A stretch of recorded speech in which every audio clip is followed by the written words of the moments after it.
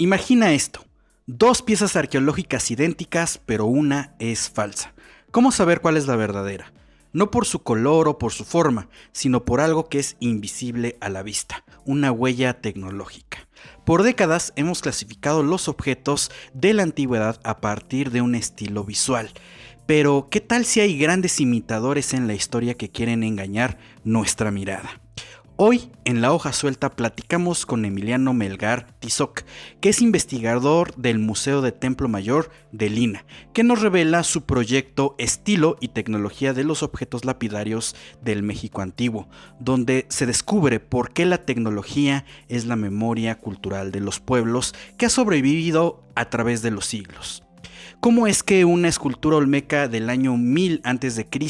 no se trabaja igual que una escultura mexica? Porque hay gestos tecnológicos distintos que van desde un ángulo del cincel o de la secuencia del pulimento, como un código oculto, un sello de identidad que nos grita: yo soy de tal lugar y tengo tantos años. Desde el año 2011, Emiliano y su equipo rastrean estas firmas tecnológicas en las piedras para saber a detalle y detener las atribuciones erróneas, y para demostrar que la verdadera autenticidad se ve en el tallado, en el pulimentado y se hereda a través de los gestos. ¿Están listos para esta conversación de piedras antiguas?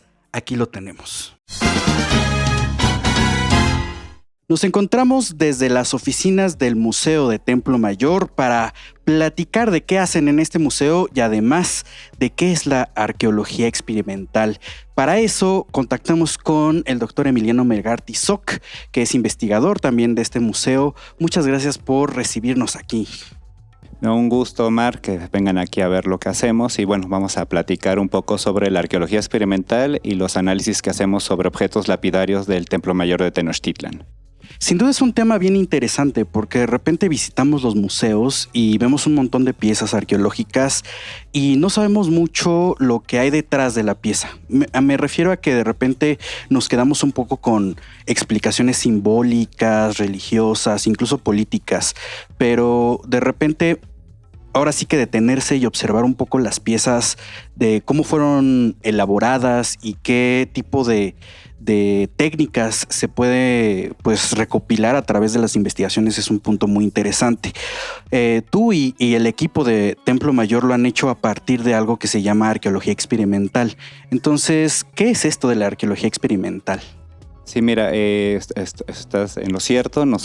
Yo aprendí a hacer arqueología experimental en materiales de concha con el doctor Adrián Velázquez, también investigador de este museo, por allá del año 2000-2001. Y con un par de años de estar trabajando con el materiales de concha del Templo Mayor y también del área maya, que es donde yo me titulé de licenciatura, decidí incursionar en materiales de los mexicas, cuando se abre una plaza de investigación allá por el 2004, ¿no? Entonces, gané ese concurso y fue justamente con aplicar la arqueología experimental y cómo caracterizar las huellas de elaboración de las piezas para tratar de identificar a qué estilo pertenecen los objetos analizados, ¿no? Entonces, ¿qué es la arqueología experimental? Una cosa es cuándo surge y otra cómo la aplicamos, ¿no? Entonces, cuando surge es sobre todo en esta corriente de la arqueología que se llamó nueva arqueología o arqueología procesual en la década de los 60, 70 del siglo pasado, y en donde lo que planteaban era que si tú utilizabas rocas similares a las de las piezas, materiales similares de cualquier tipo, cerámica, arcillas, conchas, huesos, rocas minerales similares a las que estás analizando y con instrumentos o el utillaje que esos grupos que estás estudiando tuvieron a su acceso, se supone que, por ejemplo, si tú desgastas una concha, una roca, un hueso con basalto, esas huellas que genera el basalto sobre ese material trabajado que tú obtuviste actualmente o en tu experimento moderno, van a ser iguales a las huellas que tienen las piezas arqueológicas que hayan sido desgastadas con basalto, es decir, se llama el criterio uniformista. Huellas del presente nos permitirán rastrear o identificar por comparación y similitudes huellas en el pasado, ¿no? Entonces, como también se plantea que cada instrumento o cada material empleado deja una huella característica y diferenciable a las otras, es decir, como si fuera la huella digital, entonces yo voy a poder saber, por ejemplo, cuándo desgastaron con basalto, desgastaron con caliza, desgastaron con andesita, cortaron con lascas o navajas de obsidiana, cortaron con instrumentos de pedernal, cortaron con instrumentos de madera petrificada. Entonces, como cada uno es diferente, se supone que, bueno, eso es lo que se planteaba, que puedes identificar como el juego de las diferencias con cuál de los instrumentos o material empleado se parecen las huellas, ¿no? Y si tú haces eso con todas las modificaciones de las piezas, sean si hay piezas que tienen desgastes, cortes, incisiones, y todas las partes o las etapas de trabajo coinciden con una manufactura en particular, puedes reconstruir su secuencia de elaboración, y si comparas colecciones completas con regiones o culturas, puedes decir, mira, tiene o comparte la tecnología de las piezas olmecas, comparte la tecnología de las piezas teotihuacanas. Entonces esos objetos puedes decir, son de estilo olmeca, estilo tecnológico olmeca, estilo tecnológico teotihuacano, estilo tecnológico tenochca, por ejemplo.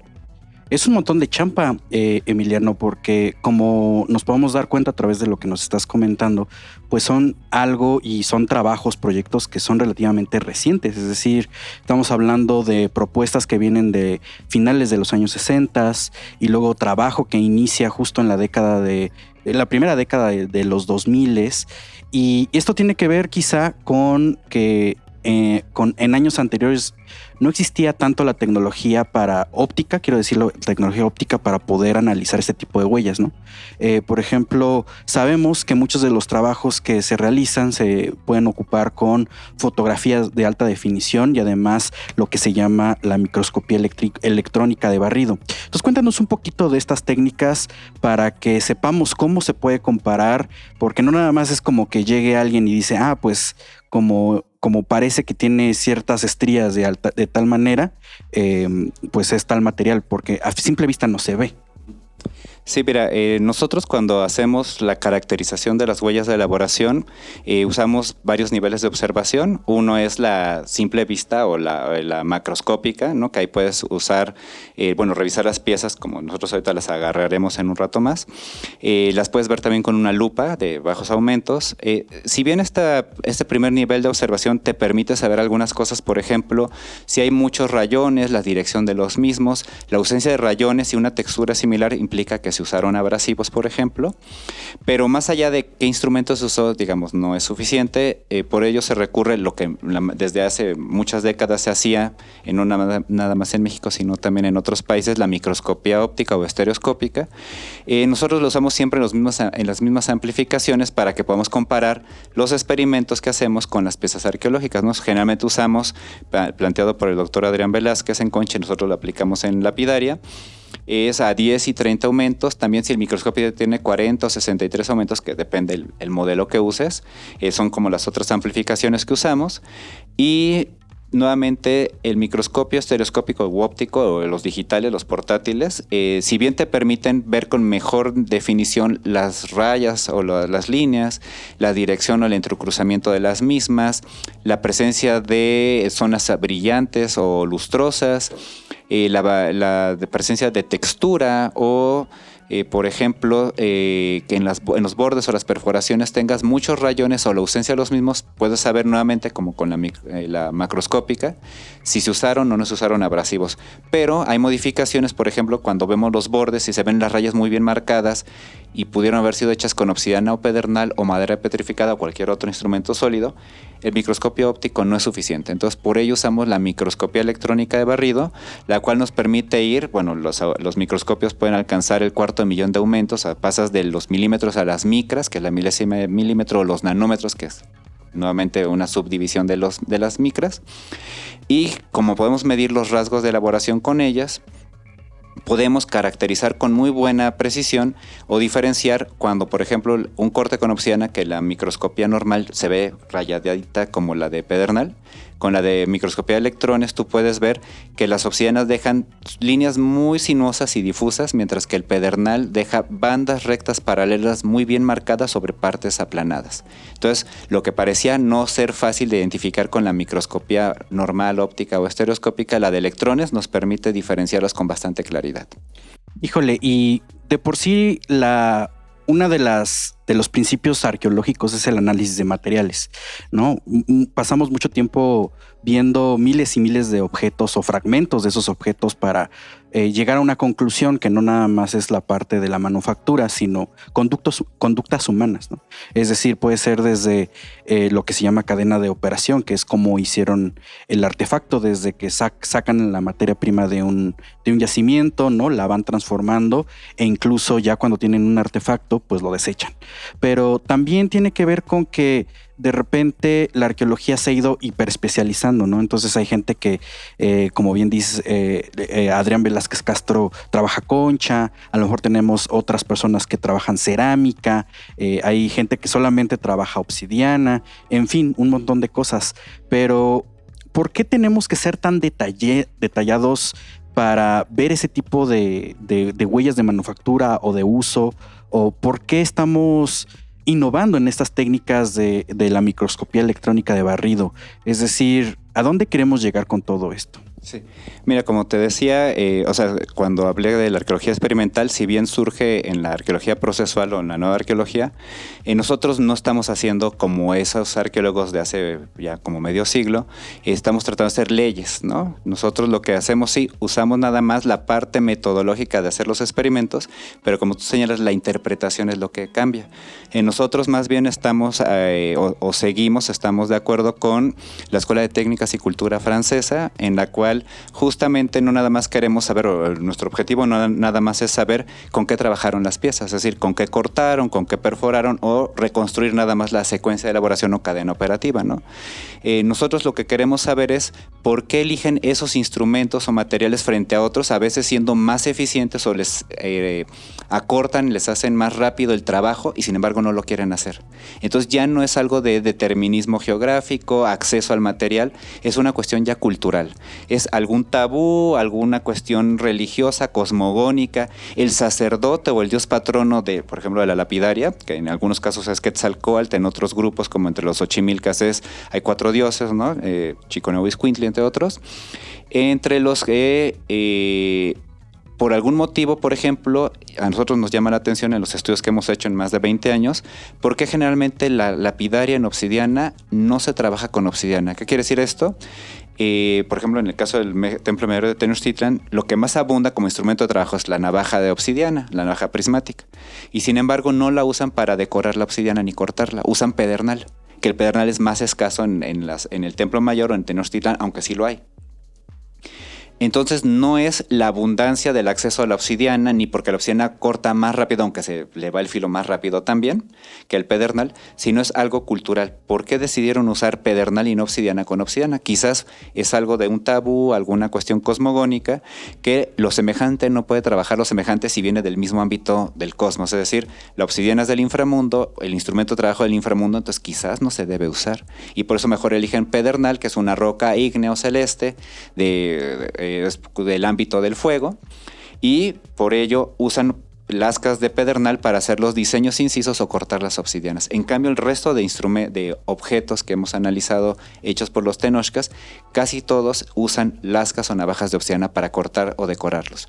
¿Por qué la obsidiana es la única que no? Entonces, no hay una explicación lógica de es que no tienen acceso a la obsidiana. Lo que más tienen es obsidiana. Es algo más bien cultural.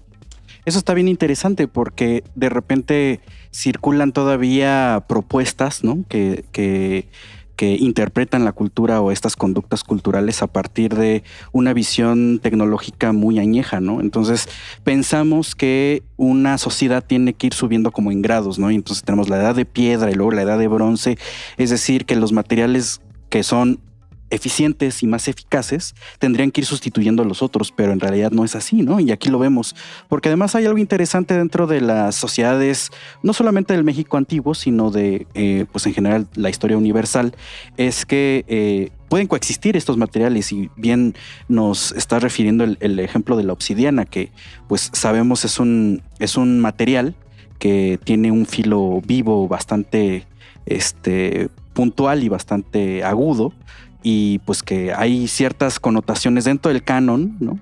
que impiden que se trabaje de una u otra manera. Eso debemos de tenerlo siempre claro, y si no fuera por ese tipo de análisis no lo tendríamos presente. Y justo pasando y ya viendo cómo nos estás platicando cosas, sabemos que directamente cuando iniciaste trabajando la concha, decidiste pasarte al otro bando de materiales que son los materiales líticos o los materiales pétreos.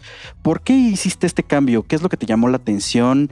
¿Y cuáles son estas características que más se pueden trabajar con estos materiales de piedra? Sí. Mira, justo como, bueno, yo aprendí con el doctor Adrián a analizar una variedad de objetos u ornamentos en concha, pues hay muchos objetos que están hechos en concha que los hay idénticos en rocas y minerales.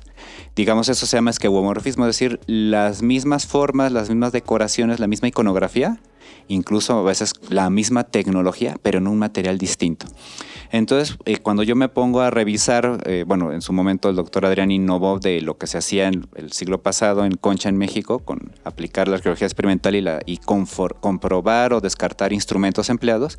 Yo dije, vamos a ver cómo está el ámbito de la lapidaria. Yo me acuerdo cuando estudiaba en la Escuela Nacional de Antropología e Historia en Arqueología, cuando nos dieron en una sola clase lapidaria dentro de la materia de lítica o de materiales arqueológicos 1 lítica, nada más nos dieron así una, no quiero decir una embarrada, pero una panorámica muy general, y solo nos manejaban el libro de Lorena Mirambel sobre técnicas lapidarias prehispánicas y todo era hipotético, es decir, ella usó un conjunto de piezas del Museo Nacional de Antropología y propone con dibujitos cómo cree que fueron hechas, y ya, ahí se quedó. Yo decía, pues que no puede ser que nada más tengamos a ese nivel el estudio de la lapidaria y en cambio en cerámica, en otros materiales se le hacen activación neutrónica, buscan las arcillas, los desgrasantes, de dónde vienen, las temperaturas de cocción, y en la lapidaria nada más teníamos cuestiones hipotéticas de, se usan muchos abrasivos. Eso es algo muy interesante porque en muchas de las colecciones que hemos visto, lo que menos se está usando son abrasivos, salvo en las perforaciones.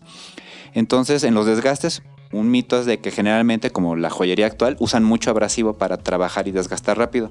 Eso es lo que menos se usa. Y ahí viene un poco la cuestión nuevamente cultural, ¿no? Esto de que son cuestiones cosmogónicas o de tabús o algo por el estilo, ya que para ellos, entre mayor tiempo de trabajo invertido tengan los objetos, mayor valor tienen, ¿no? Y eso lo vemos en nuestro mundo moderno, no nada más en las sociedades tradicionales o antiguas. Tú puedes ver, por ejemplo, los huipiles. El huipil que hace la maquinita no tiene el mismo valor que un huipil hecho a mano. Claro. ¿No? Entonces, pueden verse parecidos. Obviamente, el que conoce de textiles sabe que no están tejidos de la misma manera. Pero ¿cuál tiene mayor valor? El que está tejido a mano. Lo ves igual, por ejemplo, con los instrumentos musicales, ¿no? En Paracho o en otras partes del mundo, los violines Stradivarius, los que están hechos con mucho material moderno o con instrumentos mecanizados, prefieren a la antigüita. Y entonces eso, obviamente, un instrumento musical hecho con técnicas no tan veloces, no tan mecanizadas, hace que sea más lento su trabajo, pero le suma el valor. Entonces lo mismo podemos pensar que había en la época prehispánica. Usar abrasivos implicaba abatir el tiempo, pero quizás los dioses no valoraban lo mismo esos objetos. Por lo tanto, si tú tienes piezas que no se escatiman ni esfuerzos, ni insumos, ni materiales, ni el tiempo, obviamente, entonces eso incrementa su valor como objeto para las deidades o para los rituales e incluso para los adornos de prestigio de los gobernantes o las élites. Oye, te voy a voltear la pregunta, ¿no? Porque estamos hablando de este esfuerzo y este prestigio que se está construyendo. ¿Qué sucede cuando ahora un equipo de arqueología, de gente que dice, me voy a interesar en estos materiales y quiero saber cómo se construyen, cómo se manufacturan, qué instrumentos se utilizaba y cuánto tiempo pasó, ¿no? Para que se hicieran? Se agarran materias primas y dicen, voy a replicar un artefacto que está en la vitrina de la sala 3, por decir algo. ¿Y qué sucede con el ámbito del tiempo, ¿no? Es decir, y ahorita nos contarás cuánto tiempo pasan procesando estos materiales y qué experiencias de vida han tenido, ¿no? Porque sonaría algo sencillo decir, bueno, voy a replicar una pieza, pero es replicarlo con los materiales auténticos, intentarlo, tener los instrumentos también, porque también se tienen que manufacturar. Entonces la gente dice, bueno, pues de repente compararíamos o podríamos comparar con una industria artesanal donde tienen pues taladros y cosas por el estilo, pero justo ¿qué es esa experiencia, ¿no? De agarrar y pasar el tiempo, ¿no? Porque no son horas, no son días, no son semanas, incluso replicando estos materiales, y hasta cuánto tiempo han pasado intentando llegar hasta una meta específica. Y ahorita veremos los ejemplos. Sí. Pues mira, uno cuando empezamos a hacer esto, como señalas, algo complicado es por un lado saber en qué rocas y minerales se usaron o se emplearon. Hay veces que tenemos la roca o el mineral, pero no del mismo yacimiento. O sea, a veces sí lo logramos identificar, no siempre se logra a ese nivel. Pero algo que sí podemos ver frente a los artesanos o los joyeros modernos es que el utilizar instrumentos mecanizados y eléctricos sí abarata, o bueno, abate más bien el tiempo de trabajo, pero también algunos materiales como la misma obsidiana, el azabache, la velocidad del instrumento, como es muy caliente por las revoluciones que agarra dando vueltas, te fractura los materiales. Entonces, la velocidad del instrumento y el calor que genera no es bueno para trabajar ciertas materias primas. Y obviamente pueden hacer, por ejemplo, orejeras, pendientes, cetros, quizás en unas horas. No creo que tarden, salvo que sean muy muy complicadas como la vasija de la monita de obsidiana, que tarden más de 1 o 2 días, muchas de las piezas sencillas, ¿no? En cambio, si tú tratas de hacer esas piezas con instrumental lítico, instrumental manual, que no sean instrumentos metálicos, porque la mayoría de los instrumentales o el utillaje prehispánico no es metálico, te tardas decenas de horas, por no decir, o sea, en términos de horas de trabajo serían semanas, quizás hasta meses, ¿no? Entonces, obviamente uno lo ve, por ejemplo, que ahora hay mucho de mi patrimonio no se vende, y que muchas piezas originales y otras falsas que están en subastas y ventas en Estados Unidos, en Europa, sobre todo en Francia. Hay veces que tú ves los materiales que están ofreciendo y los precios, y tú dices, esto lo hicieron, porque si fuera hecho como la tecnología antigua, el valor es realmente lo tendrían que, ya no quiero decir quintuplicar, o sea, tendría que ser carísimo hacerlo. Y como lo hacen con instrumentos modernos que se tardan unas horas, pues en una sentada, por así decirlo, obviamente ese tipo de objetos no le vas a poner de inicio un valor tan alto a si tú las hubieras tratado de hacer a la manera antigua, ¿no? Obviamente las piezas que saquean, tristemente que tenemos muchas, pues el precio es por su antigüedad, ¿no? Pero si le sumaran todavía queriendo hacerlas con las técnicas líticas antiguas, no, pues eso haría que los precios fueran a las nubes, ¿no? Ahorita que mencionas esta parte del saqueo y también las subastas de piezas arqueológicas que son de las herencias culturales mexicanas en el extranjero, me gustaría preguntarte directamente, ¿te ha tocado a ti dictaminar este tipo de piezas? Me han pedido algunas veces, he tenido que ver materiales repatriados, ¿no? Una estela de la Mixtequilla, por ejemplo, de Florida, algunos objetos lapidarios, ¿no? Una famosa máscara que decían que era olmeca, y yo cuando la volteé dije, esto es falso, está hecho recientemente, porque el ahuecamiento posterior y la manera de hacerlo, ninguna pieza olmeca la hacen así. Entonces, que me trajeron de registro arqueológico hace un par de años. No creo que fue el año pasado, pero bueno, recientemente entregué el reporte de ello hace unos meses. Sí se me ha tocado algunas, y hay algunos objetos, algunos instrumentos modernos que con yo solo ver a veces la foto, no te puedo decir qué instrumento en particular usaron, pero sé por ejemplo si usaron algún disco, sea de abrasivos, metal, yo sé cuándo, o sea, se nota, yo lo puedo detectar fácilmente. Cuando veo las piezas es casi contundente. Pero si queremos saber con qué lo hicieron, y ahí sí yo también he colaborado con algunos artesanos, artistas, para mí artistas modernos, que están tratando de hacer, inspirados en las piezas prehispánicas, incluso hacen réplicas buenas, pero con instrumental moderno, ¿no? Como Emanuel Barajas Vargas, que se hace llamar Tlacuilo-Tolteca.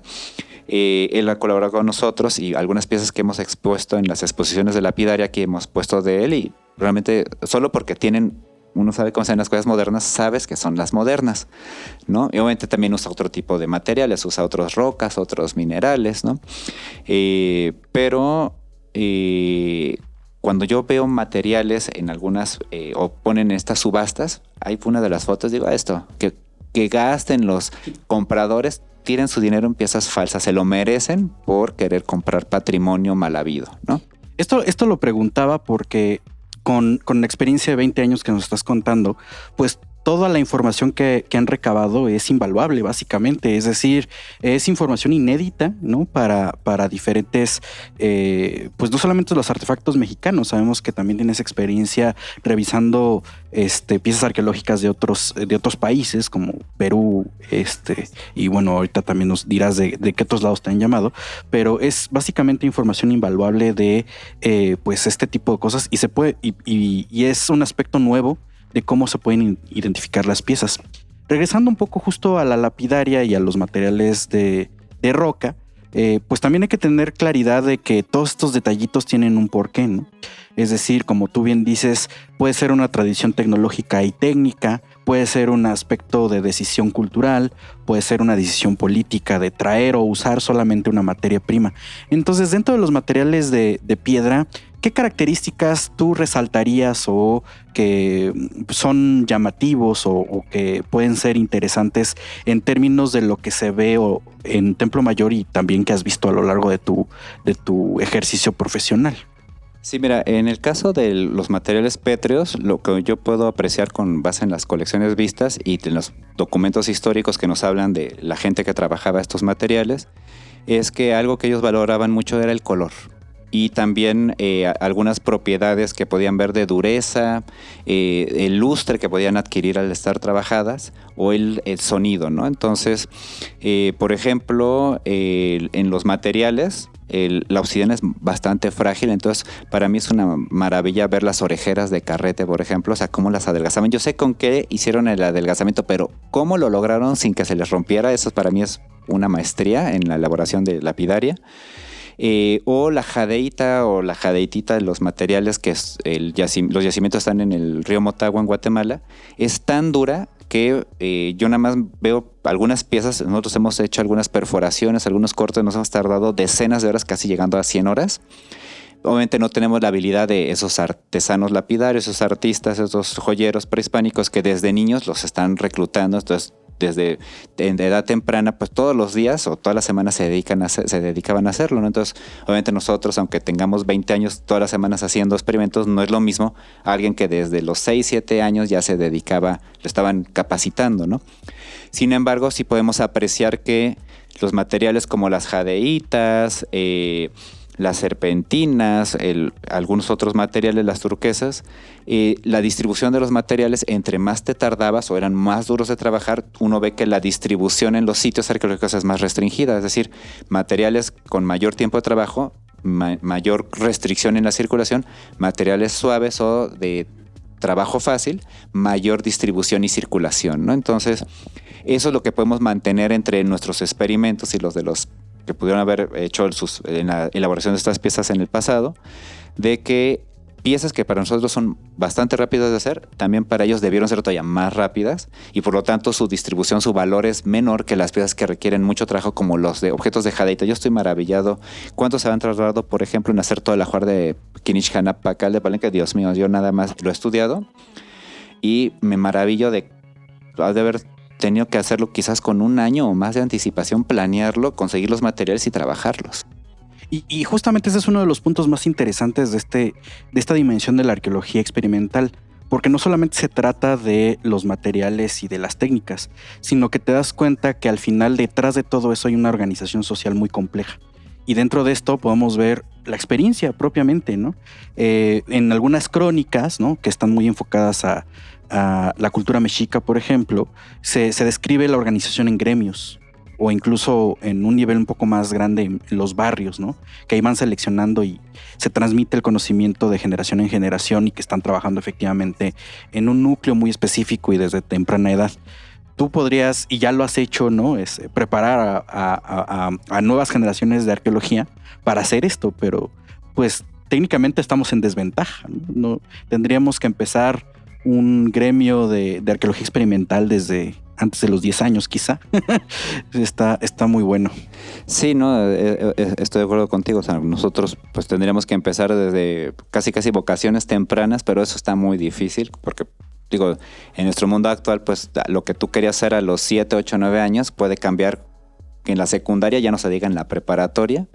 Y entonces, pues a alguien que tú creíste que quizás a los 10 años le gustaba hacer esto, a los 18 o 17 que 19, dependiendo si toman el pre-first o estas preprimarias y eso, que en qué años tienen que optar a la universidad, quizás ya no les gusta eso, entonces es más complicado hacerlo. En la época antigua, pues no, o sea, era o por día de nacimiento, por parentesco, o el barrio en el que naciste, o si te veían una habilidad innata, pues en las escuelas que el Calmeca, que Poxcali, el Cuicacali, los maestros te orientaban y te reclutaban a los talleres, y entre más habilidad mostrabas o virtuosismo, obviamente terminas casi en los talleres palaciegos, ¿no?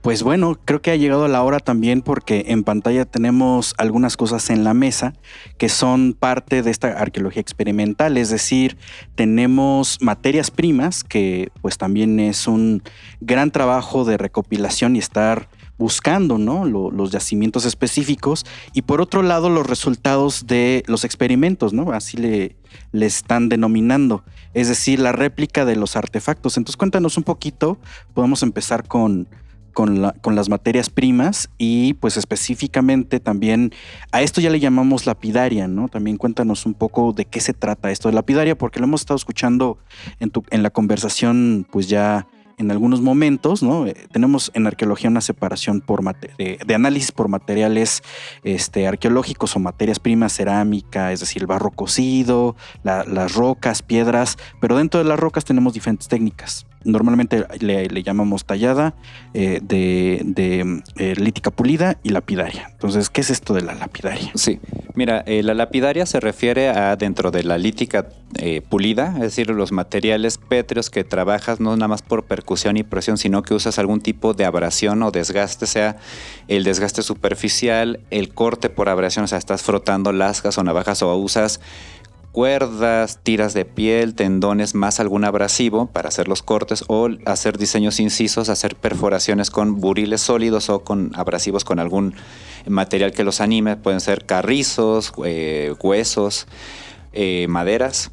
Y también cuando usas polvos o con trozos de piel para pulir, o nódulos de algún material, es decir, piezas pequeñas como las de cantitos de río, pero de materiales muy duros como la jadeíta, el pedernal, la calcedonia, que los frotas, son pulidores sólidos.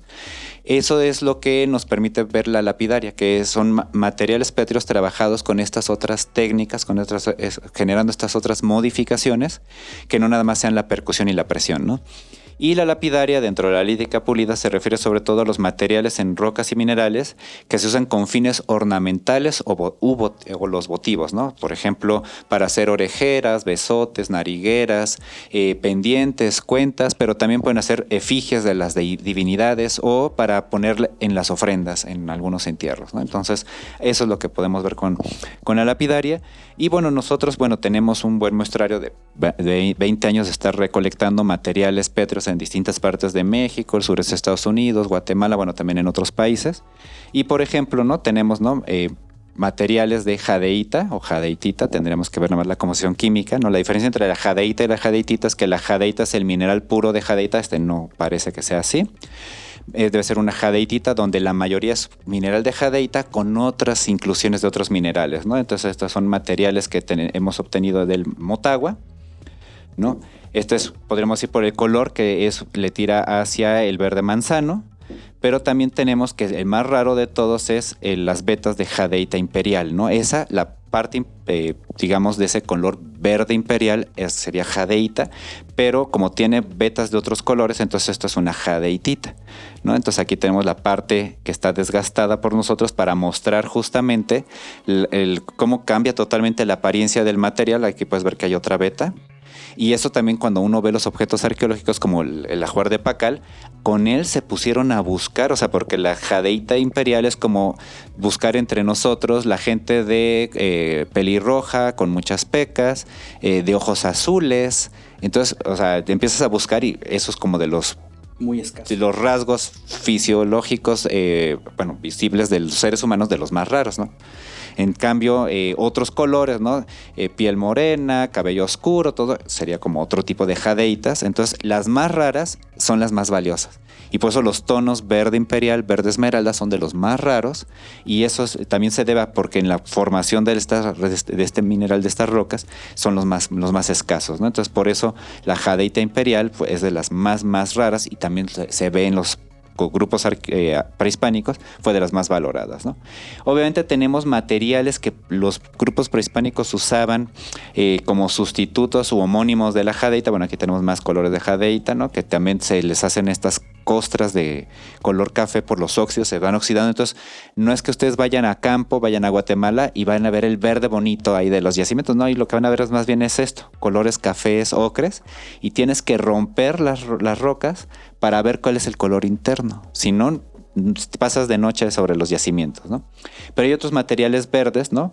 Como por ejemplo el cuarzo verde, que es uno de los materiales de este color que se usaban mucho para combinarse con jadeitas o sustituirse, porque luego no era fácil obtenerla de Guatemala. Y este material pues hay en muchas partes, hay en Guerrero, Puebla, Oaxaca, Chiapas, ¿no? Entonces es más común. Y también podemos ver, así se ve, por ejemplo, el que es de Guerrero, en bruto. Pero si tú trabajas los que son de Guatemala, en el Motagua también, donde hay jadeitas, también hay cuarzos, puedes ver totalmente diferente la apariencia entre uno y otro, ¿no? Entonces es muy, muy impresionante cómo varía la apariencia, ¿no? Y eso, a pesar de que los dos son cuarzos, tú puedes ver que el color y diríamos, el tamaño de grano, la textura es totalmente diferente. Y eso es lo que nos permite diferenciar muchas veces los yacimientos, ¿no? Tenemos otro material verde que también se usaba mucho, que es la fucsita, que diríamos, estoy diciendo una cosa una comparación muy, muy simplista, pero es como decir que fuera como mica verde, pero esto no es propiamente mica. Tiene ese tipo de formación, pero no es propiamente ello. Y por eso tiene esa foliación, esas bandas, esas capitas. Y hay cuentas que parece que estás viendo como terroncitos de azúcar verde. Entonces hay muchos objetos arqueológicos que cuando ves esa apariencia sabes que es una fucsita, por ejemplo. Pero también es muy complicado de trabajar porque se te lamina, se te fractura. Tenemos otras variedades de cuarzos verdes o mármoles, ¿no? Que nos permiten hacer cuentas, pendientes, incrustaciones, pero estos no están en el Motagua, estos hay en Guerrero, en Oaxaca, en Michoacán, en varias partes. Son como minerales más comunes, ¿no? Aquí no traje serpentina, pero bueno, también, aquí podemos aprovechar esta nada más, que es un material de los más usados para sustituir las jadeitas, ¿no? Que son materiales verdes, ¿no? Son silicatos de magnesio que son suaves frente a las jadeitas, que son silicatos de sodio y aluminio, ¿no? Que son muchísimo más duras, ¿no? Entonces, lo que hacemos nosotros es tratamos de conseguir materiales similares a los de las colecciones que estamos estudiando. Y, por ejemplo, en materiales azules, ¿no? Tenemos las turquesas, ¿no? Que así se ve, o sea, porque generalmente no tenemos esculturas, grandes máscaras de turquesa, porque la turquesa generalmente se da en tamaño pequeñito. O sea, son betas, son nuggets, son laminitas, ¿no? Que nos permiten justamente, cuando ya se trabajan, obtener piezas, pero de un tamaño muy pequeñito, ¿no? Se debe justamente a eso. La turquesa es muy pequeñito los objetos porque la formación que tiene el material es generalmente de pequeñas dimensiones. Y eso también es una información muy importante porque consideraríamos, ¿no? que todo se da igual, ¿no? Como en el mundo de la naturaleza, pero en realidad no. Eso quiere decir que dentro de las decisiones técnicas tenemos esta situación de, primero, el conocimiento previo de los yacimientos, dónde está, y en segundo lugar, que se da el material de una manera muy específica, por lo tanto tengo que adaptar mi proyecto de artefacto original para ponerle ciertas condiciones o ciertos materiales. Exacto, ¿no? Y por ejemplo, ¿no? De ver las turquesas verdaderas, la que un geólogo le llamaría turquesa, un fosfoaluminato de cobre hidratado, tenemos los sustitutos, igual que en las piedras verdes, de los materiales azules, ¿no? Como la crisocola, que es un carbonato de cobre. O sea, los dos tienen el color azul, se debe al cobre, pero su formación y su localización es diferente. Y un material que para mí es la verdadera turquesa cultural, aunque no tiene nada que ver con el cobre, que es la amazonita, que es un feldespato de potasio, ¿no? Entonces, se usó también mucho cuando no había turquesa para hacer objetos, ¿no? Entonces, muchas veces se confunden una con otra, pero geológicamente son de zonas totalmente diferentes, ¿no? Lo mismo tenemos con los materiales blanquecinos, ¿no? O sea, tenemos el mal llamado alabastro, que es el travertino, ¿no? Y no todo es de Tecali, porque muchos dicen, eso es Tecali, no. Tecali es un yacimiento que tiene travertinos, y entonces solo los travertinos de Tecali en Puebla podemos decirles Tecali si queremos. Es como decir la piedra Chiluca. que es un tipo de cantera que pueden ser andesitas o pueden ser tezontles, tobas, pero no todas las andesitas son de Chiluca. Entonces, decirle piedra de Chiluca, como decirle tecali a todo el travertino, está muy mal, ¿no? Entonces, algunas son travertinos, pero no todas son de tecali. Y podemos tener los blancos con un poquito de halo verde, ¿no? Con un poco de halo amarillo, ¿no? Y tenemos el verdadero alabastro, que este es de Egipto, yo lo traje del Nilo, ¿no? Y serán blancos, pero su forma, unos son rocas carbonatas, son carbonatos de calcio, estos son sulfatos de yeso. O sea, parecería que estoy hablando como en otro idioma, pero químicamente tienen otros elementos y por lo tanto es otra formación y no en cualquier parte del paisaje se generan estos materiales. Ahora sí que aplicaría, como diría la frase de no todo lo que brilla es oro. Exacto. Aquí no toda la piedra verde es jade ni todo el azul es turquesa. Exacto. ¿No? Y también tenemos materiales muy, muy curiosos y extraños que valoraban, te decía, por los colores, pero con cuestiones simbólicas, como el llamado pedernal de sangre, ¿no? El settle, que ellos lo dibujan como una roca, una cuenta, un material pétreo que está como sangrando, ¿no? Y se debe justamente a estas vetas rojas de matita que tiene este material entre azul-verde, ¿no? Entonces, estos materiales ellos destacaban que parecía que tenía sangre petrificada, ¿no? Por eso la valoraban mucho. Pero también tenemos algunos otros materiales interesantes como, esto parecería obsidiana y no es obsidiana, este material negro, es azabache. En la zona de Chiapas los ambareros le dicen ámbar viejo, no es ámbar, o sea, digamos, podríamos decir que más o menos es como una especie de carbón vegetal, pero tampoco es propiamente ello, y permite trabajarse como el ámbar, pero es muy muy frágil, o sea, con tantito que tengas demasiado calor en la fricción se te va fracturando, por eso no les gusta, les dicen ámbar viejo por eso, porque les cuesta mucho con discos de diamante, con taladros de dentista hacer las piezas, ¿no?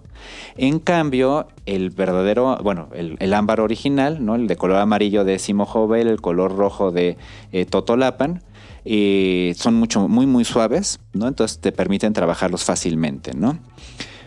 Entonces eso es lo que nos permite, ¿no? Estos son algunos ejemplos de, te digo, tenemos cientos, ¿no? Por decir miles de muestras de distintas partes de México, Estados Unidos, Guatemala y otros países de muestras. Y ese es un trabajo bien importante porque a partir de estas muestras ustedes comparan justo las piezas arqueológicas, las que están en exhibición en los museos o en bodegas de las instalaciones de las instituciones culturales, ¿no? Entonces, sin esto no se podría llegar a una conclusión, a una resolución pues más factible y verídica, ¿no? No nada más es como pues es verde y ya está, ¿no? Es una jadeita, una serpentina, sino que tú tienes que comparar específicamente las propiedades, tanto visuales como físico-químicas del material para decir específicamente, efectivamente es un X o Y, ¿no? Entonces, eso es fundamental. Sí, obviamente a veces no es tan fácil identificar yacimientos, entonces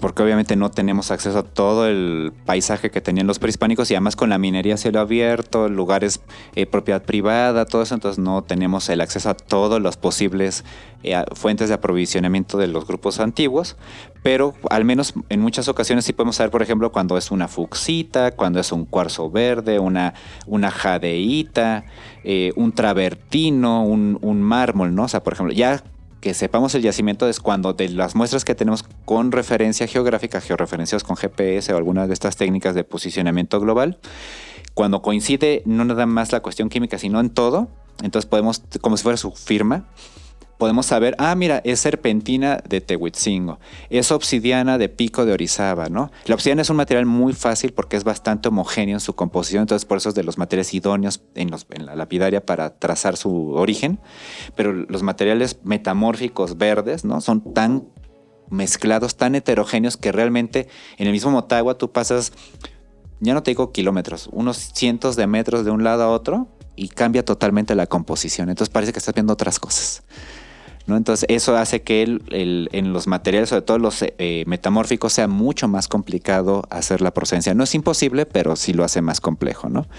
Y lo que nosotros buscamos con la parte de identificar los materiales y los yacimientos es también qué relación tienen con la preferencia cultural por determinados materias primas en elaborar ciertos objetos, ¿no? O sea, por ejemplo, ¿por qué a los teotihuacanos les gusta hacer las figurillas teotihuacanoides en pizarra o en serpentina? O sea, son como sus materiales predilectos para hacer ello. También tenemos... por ejemplo, entre los mexicas les gusta usar el travertino y el mármol jaspeado para hacer cetros de Tlaloc, ¿no? Estos cetros serpentiformes, pero también cetros chicahuastlis, ¿no? Que son los bastones que tenía Xipetotec, entre otros, ¿no? Entonces, ese tipo de preferencias culturales es lo que tratamos de ver, porque hay grupos como los teotihuacanos que, por ejemplo, ciertas narigueras solo les gusta, las de mariposa o corazón, hacerlas solamente en listuanita, no les gusta en otra roca. En cambio, por ejemplo, les gustan hacer las figurillas o las máscaras teotihuacanas, bueno, de rasgos teotihuacanos en pocas rocas, ¿no? En caliza, serpentina, listuanita,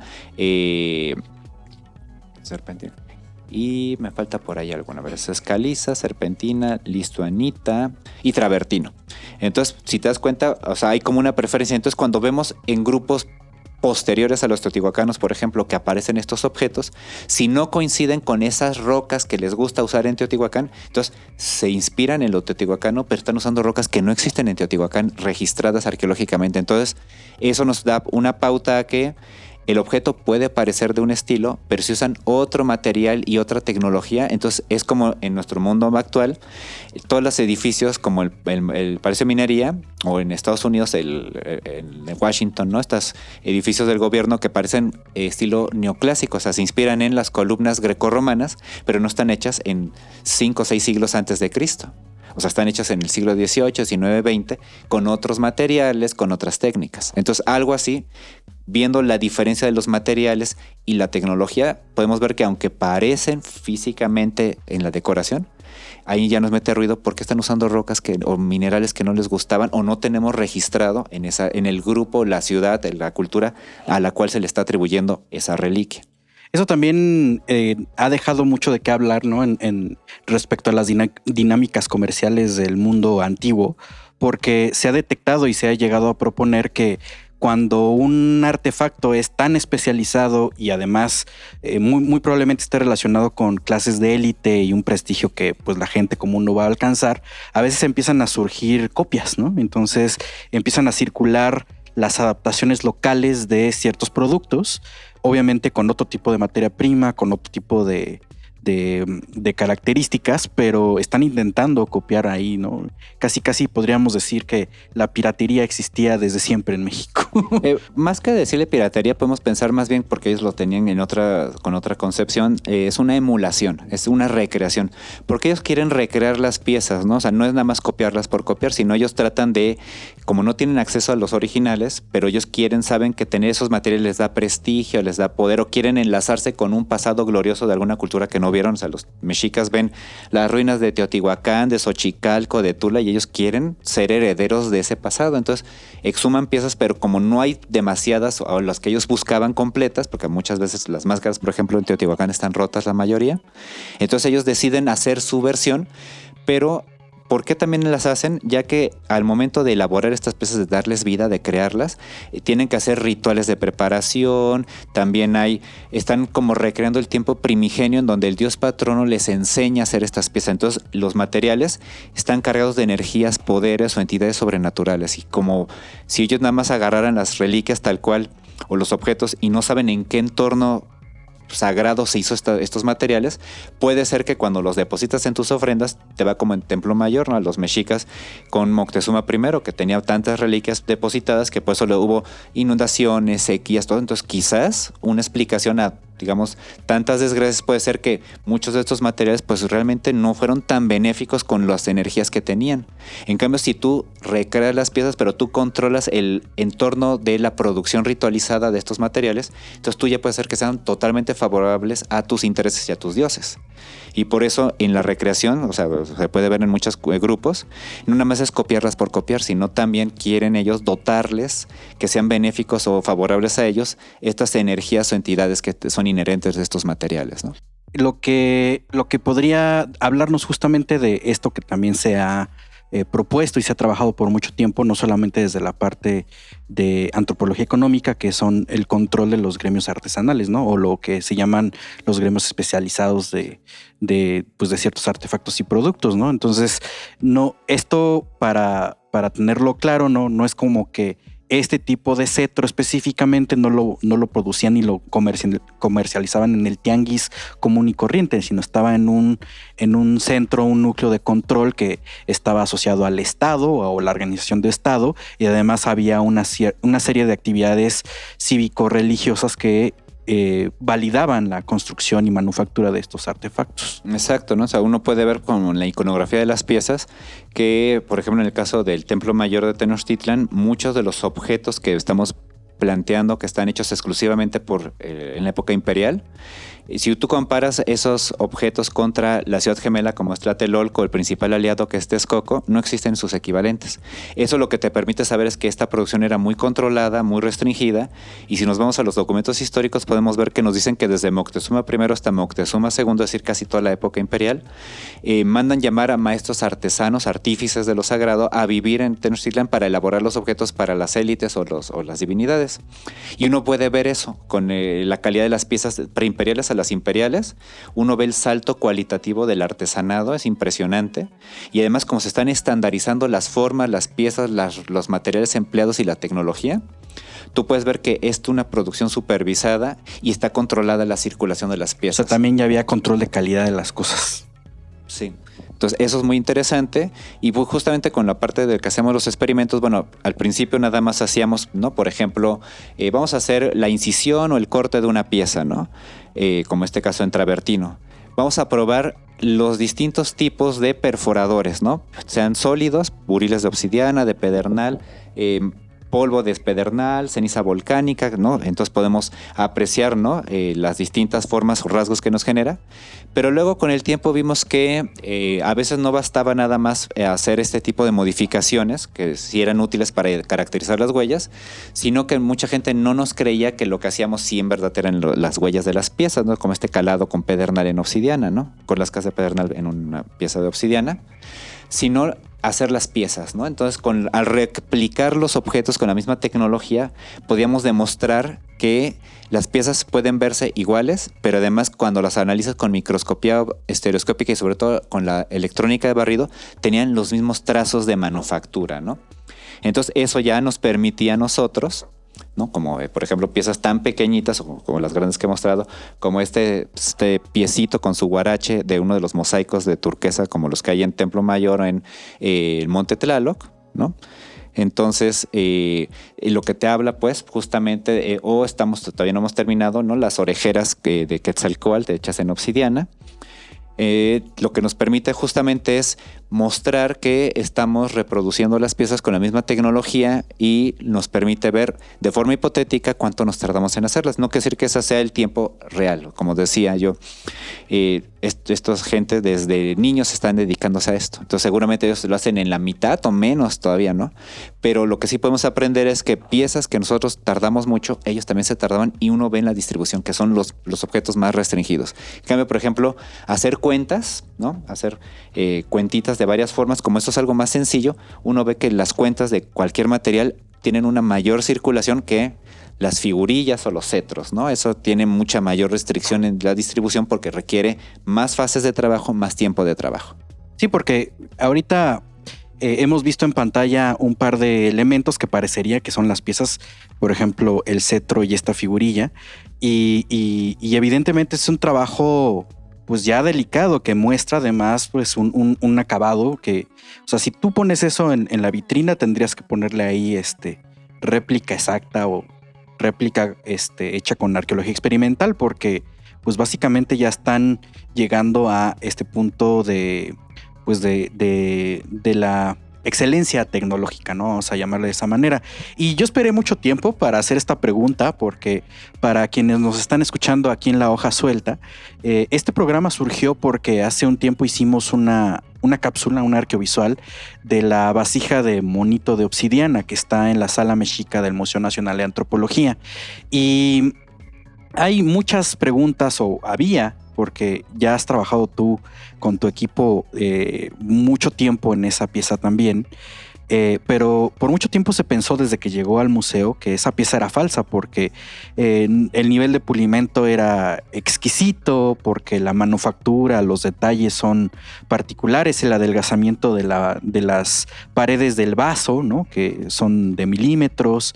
Es decir, parecería que no era una pieza real, pero ya con esta experiencia que van arrastrando y con el acceso también que pudiste tener a esa pieza en particular, hace no mucho tiempo, quizá menos de un año, Reina Solís y tú sacaron un artículo donde ya le hicieron análisis puntuales a esta pieza, ¿no? Entonces están haciendo propuestas desde el estilo tecnológico, que está asociado con una región específica de la Cuenca de México, y además identificar los instrumentos, ¿no? O al menos los materiales de los instrumentos. Entonces cuéntanos un poco de esto para subsanar y pues atajar ya ese mito sobre la vasija de mono. Es una pieza, además, personalmente mi favorita, y seguramente de mucha gente, porque es una pieza espléndida, pero afortunadamente ya tenemos estos análisis y ya están publicados. Entonces,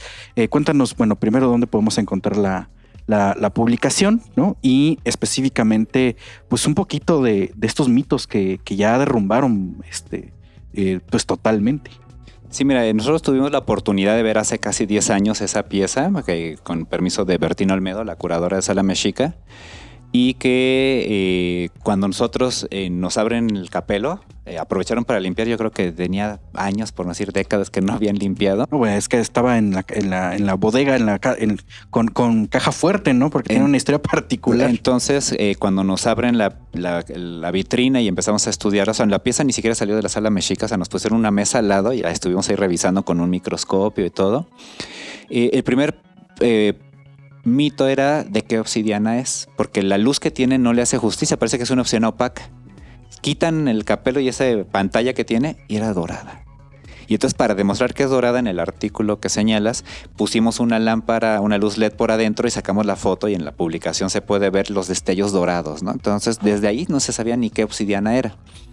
Pero también cuando nos dejan verla, antes de empezarla a agarrar, vimos que le faltaba un dedo en una de las extremidades. Entonces nosotros inmediatamente le falta, porque la empezamos a manipular y dicen que capaz si nosotros le rompimos el dedo. No vaya a ser. Y el mito que señalas también de cuando se roban las piezas, en este famoso saqueo de muchísimas piezas de Castabur, la película de museo, estaba el mito de que quizás cuando se recuperan la mayoría de las piezas de lo que se fueron robadas, quizás no era el mono original, pero cuando reportamos que le faltaba, tenía como un quiñe, ¿no? Una ruptura, uno de los deditos, se van a ver los documentos, decían no puede ser, o sea, como que se sorprendieron el museo que tuviera ese daño, y entonces se espantaron si podía ser o no ser, pero cuando ven que en los reportes, ¿no?, previos al robo, ¿no?, de hace como casi 40 años, ven que si reportan que tiene esa rotura, entonces es la misma pieza. O sea, se queda confirmado por un lado que sí es la pieza antes del hurto, o por lo tanto la pieza que ha salido desde hace más de 100 años en muchos de los registros que hay en el Museo de Antropología. Pero la otra era cuando nos la dejan ver a detalle, empezamos a ver cómo eran hechos los ojos y sobre todo la concavidad. Y la pieza más cercana que tiene ese ahuecamiento es la urna de obsidiana que tenemos aquí en Templo Mayor, que tiene un cráneo decorado. No es igual, pero por adentro tiene el mismo tipo de trabajo con pedernal en polvo, y pensamos que puede ser un tejolote o algunos carrizos de grandes dimensiones, y tiene ese tipo de ahuecamiento. Cuando vimos eso dijimos, esta pieza se ve buena. Cuando pudimos voltearla donde se apoya, tiene también un detalle que tienen algunos objetos de obsidiana del posclásico, que la zona no visible no le dan acabados, y entonces tenía el desgaste original sin ningún tipo de pulimento. Eso, pensemos que fuera una falsificación o una recreación moderna del siglo XIX, finales del XIX, principios del siglo XX. ¿Cómo saben esos detalles con piezas que fueron excavadas con el proyecto Templo Mayor desde 1978, o que salieron con los colegas que excavaron la Plaza Charnay en Tula, por ejemplo, que también tienen discos de obsidiana que el lado no visible también no tiene acabados? ¿Cómo se anticipan décadas a un detalle tecnológico estético que tienen objetos que sí se tiene el registro arqueológico? Entonces, como empezamos a amarrar eso, ahora el problema era, es mexica, ¿es texcocana o de qué estilo puede ser? Entonces empezamos a comparar. Por ejemplo, teníamos estudiado Reina Solís y yo la joyería en obsidiana, que son cientos de piezas, son alrededor de 200 objetos de joyería de lapidaria en obsidiana, y prácticamente no comparten ninguna técnica de manufactura. Entonces ahí podemos descartar que sea Tenochca, o sea, de mexica en sí, pero teníamos acceso a varios objetos del salvamento, por ejemplo, que se hizo del aeropuerto, que ya no fue el de la X, que con colegas, con Francisco Ortuño y que su equipo nos trajeron a Templo Mayor. Bueno, hicimos el traslado y todo con permisos, y empezamos a ver su joyería en lapidaria de la Coloacan, en la zona texcocana. Hemos podido tener acceso también con el curador de Sala Teotihuacana, con Edgar Rosales, de algunos objetos de época de la Coloacan, ¿no? De los Reyes La Paz y de esa región, y tiene las mismas técnicas de elaboración que el mono de obsidiana. Entonces, la vasija, que podemos decir más que mono, monita, porque además está embarazada, está, digamos, panzoncita. Lo que podemos ver es que las técnicas de elaboración, por ejemplo, desgastan con andesita. En los mexicas en general les gusta desgastar con basalto, entonces por eso sabemos que no está hecha en Tenochtitlan. En Xochimilco, que las fuentes históricas nos narran que ahí viven los abuelos y ancestros de la lapidaria, ahí les gusta usar abrasivos con riolita. Pero como el mono tenía desgaste con andesita, entonces podemos ir descartando lugares de elaboración. Y coincide con otros objetos que no tenemos un equivalente en otras partes de la Cuenca de México y de la zona de Texcoco o la Coloacan. Eso nos permite cotejar o al menos corroborar por el momento que la vasija sí parece estar hecha o fue recuperada en Texcoco, y en mi opinión quizás fue de alguna exhumación de la zona cívico-ceremonial, que bueno, mucho está bajo la mancha urbana, y quizás pues hasta del mismo Tecpan podría haber sido, del equivalente al Hueyteocalli de Tenochtitlan, del de Texcoco, ¿no? Pero por la calidad que tiene, ¿no? Y una cosa más es, nosotros creemos que incluso pudo haber sido una urna, porque justamente en los materiales pétreos, ese tipo de vasijas, en general su función habían sido urnas, ¿no? Entonces quizás tuvo hasta una tapa, que no la tenemos, que las de Templo Mayor sí lo tienen. Órale, está impresionante. Creo que dándole una revisada a este artículo te deja pues mucha certeza de muchos elementos, porque además, para mencionar rápidamente un poco la mitología de esta pieza, es que se comenta que un campesino de la región de Texcoco la encuentra y la utiliza de pago para un médico también, y ese médico, por azares del destino, termina vendiéndola al Museo Nacional en su momento. Pero eso quiere decir que también esto tiene pues cierta certeza, ¿no? Digamos, no es lo mismo que digas, bueno, la encontraron en la región de Texcoco, a decir ya, es de Texcoco, con la tradición acolhua, con las técnicas de abrasión de tal estilo, y además pues termina por una serie de cosas que nos puede indicar el contexto, ¿no? La serie de conductas que llevan a esta vasija, o en este caso ya quizá podremos empezar a decirla, determinarla como una urna, ¿no? Entonces eso es muy interesante, porque por bastante tiempo hubo una discusión bastante amplia sobre esto, pero ya no es lo mismo realmente pues tener este tipo de discusión nada más como viéndolo a través de una vitrina, que decir, ya tengo el análisis, ya tengo esta fotografía, ya tengo este análisis, porque ahí en el artículo están las huellas de manufactura. Entonces es una cosa extraordinaria. Y también el mismo rostro de la monita, ¿no? Que comparte los atributos, que no es cualquier mono, es un mono araña, una mono araña, y le ponen una especie de copete o peluquín, que esa es una constante en el mono araña, en la iconografía del posclásico, como sean mexicas, tenochcas, sean texcocanos, sea de esculturas en la Cuenca de México. Eso es, o sea, te das cuenta que la vasija, o sea, el atributo facial que hacen para este animal, comparte los cánones de por qué no nada más es un mono araña, y coincide con objetos que tienen buen contexto o registro arqueológico. Por lo tanto, o sea, hace más de 100 años que se supone que fue exhumada. ¿Cómo sabría el que lo haya hecho que ese era un atributo y que no es así como un adornito, ¿no? Que parece así un pelo de punk, ¿no? O sea, ¿cómo sabría que esa es una característica para incluso diferenciarlo del mono zaraguato, por ejemplo? Eso nos habla de que la pieza sí es prehispánica, ¿no? Y podría conllevar más cosas, es decir, a partir de este rasgo y de su copetito, pues también iconográficamente compararlo y asociarlo con otro tipo de cosas, ¿no? Por ejemplo, los conceptos de fertilidad, alusión a ciertas deidades y bueno, mayoritariamente Quetzalcóatl, ¿no? Exacto. Y sus desdoblamientos, Quetzalcóatl y demás.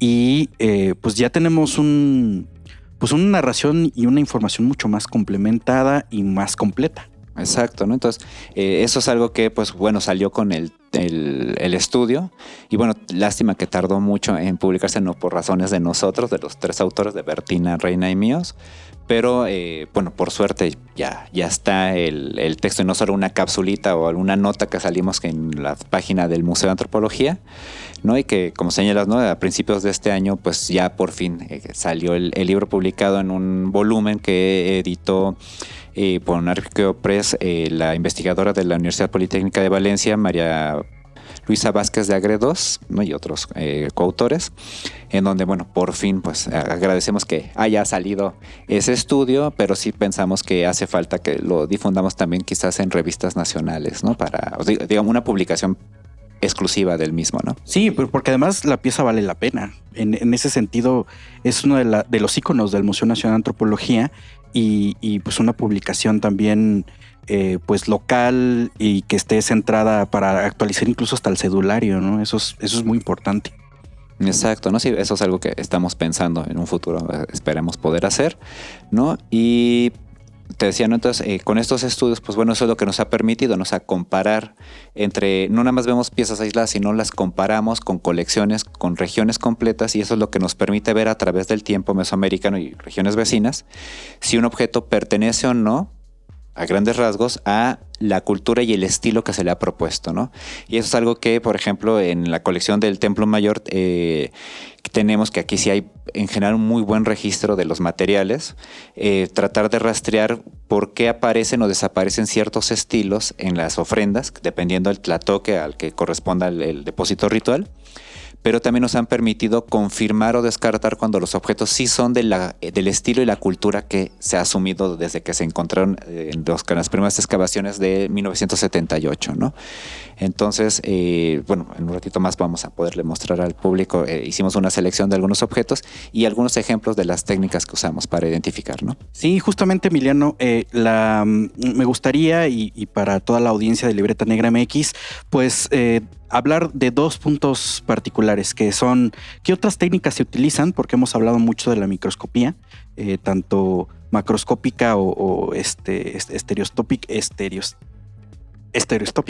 y la electrónica de barrido, pero en realidad ya utilizan otro tipo de análisis que pues varía en su objetivo de lo que quieren observar, pero también de qué otras piezas han trabajado, ¿no? Es decir, aquí en Templo Mayor tienen un montón de acervo y de piezas que ya tienen un registro, como bien dices, y pues otros elementos. Entonces, veamos un poquito ese tipo de cosas. Tendremos que cambiar un poco la perspectiva, pero ahorita regresamos. Aquí lo que vamos a mostrarles a nuestro público que nos sigue es una de las técnicas exploratorias visuales que empleamos para revisar los materiales y a partir de ello elegir cuáles vamos a llevar a los laboratorios con técnicas más puntuales, ¿no?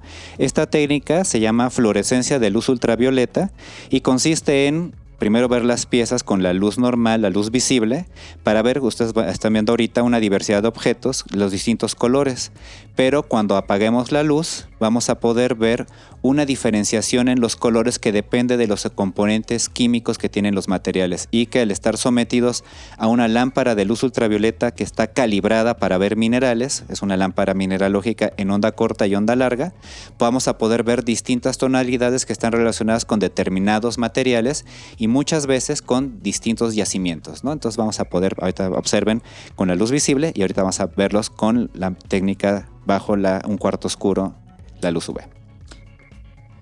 Entonces ahí pueden ver, ¿no?, cómo tenemos distintas tonalidades de los materiales y eso nos está hablando de que son de distintos yacimientos, ¿no? Si hubiéramos tenido el mismo tono de luz, hubiéramos visto, por ejemplo, como uno de los cetros de Chicahuatl con el de Cabeza de Venado, que están juntos, están casi del mismo color, entonces eso quiere decir que vienen del mismo lugar. pero el que está al lado viene de otro yacimiento, el travertino, ¿no? Igual los cetros de serpiente, de travertino, unos de un yacimiento, otros de otro, ¿no? Podemos ver estas piezas que están brillando muchísimo en amarillos y tonos muy brillantes, son ámbares, ¿no? Mientras que las serpentinas, por ejemplo, esta pieza perforada y el penate que está al lado, tienen otro tipo de brillos porque es otro tipo de comportamiento de estos materiales que tienen carbonatos de calcio, pero también tienen algunas vetas de serpentina, ¿no? Los cuarzos verdes podemos ver que son opacos, pero, por ejemplo, la jadeíta imperial que teníamos tiene en las partes blancas de la albita, tiene esos brillos blancos increíbles con algunos grises, ¿no? Recordemos la fucsita, podemos ver que es esta pieza muy grandota, que tiene brillos de distintas tonalidades, es totalmente diferente a una jadeíta, o sea, no se parece una a la otra. Y acá vamos a volver, por ejemplo, eso que parece kriptonita blanca es el alabastro de Egipto, ¿no? Entonces podemos ver que los travertinos, ningún travertino tiene esos brillos que parecieran la kriptonita, ¿no? Entonces, eso es lo que nos permite saber, por ejemplo, podemos ver las amazonitas, ¿no? Se ven con tonos morados, fuchsias, las turquesas se ven claritas, ¿no? Y, por ejemplo, este mármol jaspeado, este penate de Tlaloc, podemos ver que tiene distintos brillos, pero no tiene los brillos de los carbonatos de calcio típicos de los travertinos, ¿no? Sino es un mármol jaspeado con vetas de serpentina, ¿no? Y esto lo que nos permite es, por ejemplo, saber cuándo, o acá que tiene sus dientes de concha, esta figurita teotihuacana, la diferencia en los materiales que están empleando o añadiendo a las piezas arqueológicas, ¿no? Aquí algo interesante, por ejemplo, en el caso de la jadeíta imperial, es que el verde en sí se ve como vidrio de botella, pero las otras partes blanquecinas tienen un color sumamente distinto, ¿no? Por ejemplo, las dos piezas de turquesa trabajada pueden ver que tienen distintos brillos porque son de yacimientos de turquesa diferentes. ¿Y eso qué quiere decir? Que si vemos un mosaico, si tenemos distintos colores en las teselas de turquesa, son de distintos yacimientos de origen. Entonces, esta técnica, ¿qué es lo que nos permite? Podemos elegir, por ejemplo, si tuviéramos muchísimas piezas que parecen iguales, cuáles son las diferentes y entonces tener un mejor muestreo de qué materiales vamos a llevar a otras técnicas en los laboratorios como la fluorescencia de rayos X, la espectroscopia Raman, la microsonda de rayos X, la microscopía electrónica de barrido, técnicas que requieren el traslado de los materiales salvo el equipo de Raman portátil o el de fluorescencia de rayos X portátil, ¿no? Pero obviamente muchos proyectos, en muchos lugares no hay acceso a todos estos equipos, entonces para elegir con mejor calidad qué materiales vamos a llevar a la siguiente técnica, esta técnica visual nos permite elegir mejor. Otra técnica que usamos para hacer el estudio de las huellas de manufactura, esta la incorporamos en los últimos 5 años, de las más recientes, digamos al corpus de técnicas empleadas, es el de generar modelos con secuencias de 50 fotos de imágenes por transformación de reflectancia, que popularmente se les llaman modelos RTI. ¿Y en qué consiste en este tipo de estudios?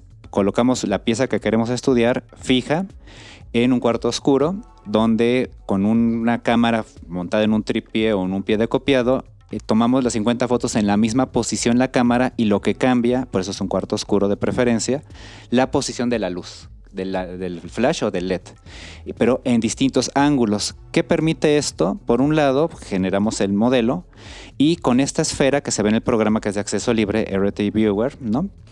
RT Builder para hacer los modelos, que ahora se llama Lightroom, de Hewlett Packard, de acceso libre, eso es interesante para la empresa.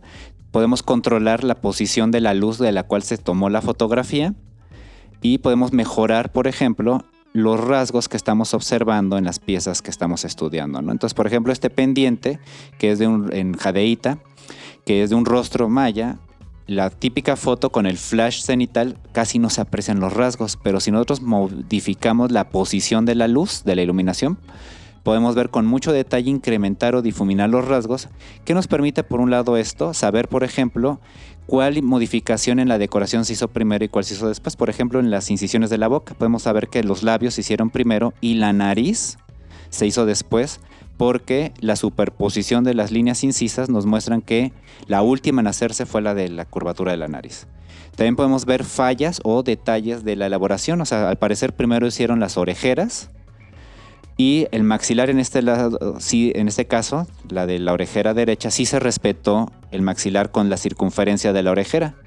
pero podemos ver que en el caso de la orejera derecha no sucedió lo mismo, ya que podemos ver que la circunferencia fue interrumpida por la línea incisa del maxilar, ¿no? Entonces, ¿qué sucedió? Si hubieran hecho después del maxilar la orejera, no hubieran hecho este error de manufactura. Entonces, esos son detalles que nos permite saber el orden de elaboración de las piezas, pero también algo interesante es que con este software podemos poner distintos filtros, podemos incluso facilitar el registro de la iconografía, o imagínate esto mismo en piezas que tengan escritura, por ejemplo, o glifos. Ahí podemos registrarlos de una manera mucho más sencilla. Igual, ¿no? Aquí es otro objeto, ¿no? Que esto es una especie de penate que está roto, ¿no? De los pies y de la cabeza, pero nuevamente, ¿no? Podemos nosotros cambiar la posición y podemos ver, ¿no? Detalles en la elaboración de los rasgos anatómicos, de las partes, de la decoración, ¿no? Eso es lo que nos permite, ¿no? Ver mucho, por ejemplo, ¿no? Que aquí corrigieron quizás la línea incisa para indicar justamente dónde llegaba la mano con respecto al brazo, ¿no? Entonces, esos son detalles que nos permite observar este tipo de técnica, ¿no? Y ello nos ayuda porque también con ello podemos elegir también las mejores zonas donde se vean con más claridad los rasgos de elaboración de la pieza, ¿no? Aquí podemos ver también que hubo una falla, algo quisieron hacer, o sea, como que hicieron un eje, quizás de simetría, pero vemos que ya nos respetó con respecto a la división de las piernas. Algo pasó que se decidió difuminar esta línea incisa vertical con respecto al cuerpo. O sea, podemos ver también esas líneas incisas preparatorias, ¿no? Remarcado de algunas otras, o que, por ejemplo, aquí puedes ver que las líneas incisas diagonales al parecer fueron primero y después hacen ya el acinturamiento del cuerpo, porque no tendría sentido hacer un par de líneas acá inconclusas. O sea, quizás venían corridas de aquí a acá y después hicieron este acinturamiento. Entonces, esos detalles. ¿Qué tiene de valioso esta técnica de análisis visual? Al principio nosotros cuando empezamos a hacer la microscopía óptica y electrónica de barrido, digamos que era como nosotros podíamos ver con la macroscópica, es decir, a simple vista el microscopio óptico veíamos como el bosque, ¿no? Y con el de electrones veíamos la hoja, pero nos faltaba ver el árbol. Acá podemos ver qué incisiones, qué decoraciones, qué modificaciones se hicieron primero y cuáles después con el modelo RTI. Entonces tenemos ya el bosque, el árbol y la hoja. Entonces más o menos es lo que podemos ver, y si te das cuenta podemos registrar con mucho detalle la iconografía o los detalles de las piezas y detectar estos detallitos en la elaboración que con la foto normal, bueno, ahí se ve más claro, pero esta es la cenital, mira, hasta parece que no existe eso. Entonces nos permite rescatar información en la secuencia de elaboración de las piezas que por irnos directamente a grandes amplificaciones, a veces yo o nosotros del equipo que formo, no es que no nos diéramos cuenta, pero como que no era tan evidente. Bueno, otra de las técnicas que usamos, ¿no? Bueno, aquí estamos poniendo como ejemplo con un microscopio digital portátil Dynolight, pero generalmente si tenemos acceso a un microscopio estereoscópico con lentes ópticos es mejor. O sea, obviamente los lentes ópticos son mejores que los digitales, pero bueno, sabemos que no todos los lugares tengan un microscopio potente. Este nos permite ir a cualquier lado a tomar estas imágenes, y lo que estamos viendo aquí, por ejemplo, es una pieza arqueológica. Ahorita vamos a ver otra más y después uno de los experimentos. Este es uno de los pectorales circulares incisos a náhuatl que portaban Tezcatlipoca y Huitzilopochtli de las ofrendas del Templo Mayor, y aunque pareciera que la pieza no tiene rayas, si podemos ver con el microscopio, es muy evidente, ¿no? Las líneas incisas, pero las superficies de trabajo, podemos ver, ¿no? Voy a mover tantito la pieza, podemos ver que está sumamente rayaneada, ¿no? La superficie de la pieza. Entonces eso es muy interesante porque aunque para nuestro público pareciera que las piezas tienen un brillo increíble y no están rayoneadas, podemos ver que en realidad toda la superficie, sumamente lustrosa, tiene unas microlíneas, y además podemos ver las distintas direcciones de trabajo del material, ¿no? Entonces eso es algo muy interesante cuando hacemos la revisión de los materiales, ¿no? O sea, pareciera que no tuviera estos rayones, y sin embargo con este nivel de observación, ya no digo el de electrones, que todavía es más potente, podemos ver cómo están cambiando hasta la dirección del desgaste de los materiales, ¿no? Y lo que señalábamos de cuando un lado tenía trabajo y otro no, como en la vasija del mono de obsidiana, esta es la cara que casi nunca el público puede ver. Vemos que es totalmente opaca. Y eso también tenía la parte donde se asienta la vasija de la monita de obsidiana. Ese detalle es el que cuando lo vimos nosotros, esto no puede ser una falsificación. ¿Cómo sabe alguien que hubiera recreado a finales del siglo XIX, principios del siglo XX, que ese es un detalle de las piezas de obsidiana entre el mundo náhuatl.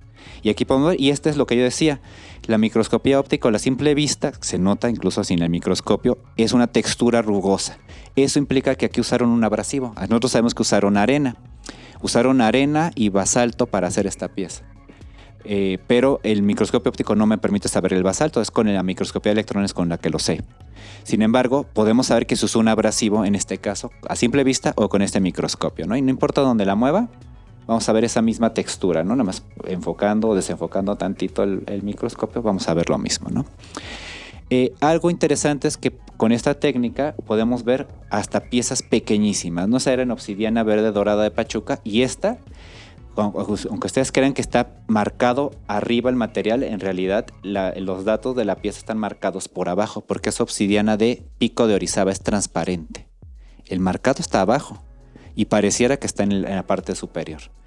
Entonces, esta obsidiana, con los estudios que hemos hecho, gracias a la procedencia, pero también a los estudios de manufactura, sabemos que tiene unas técnicas de elaboración un poquito diferentes a el estilo imperial del Huey Teocalli. Esta pieza, este conjunto de pendientes en forma de cabezas de pato salieron en Casa de las Águilas y están usando obsidianas que no son tan comunes, o las que predominan en las ofrendas del Templo Mayor como estructura.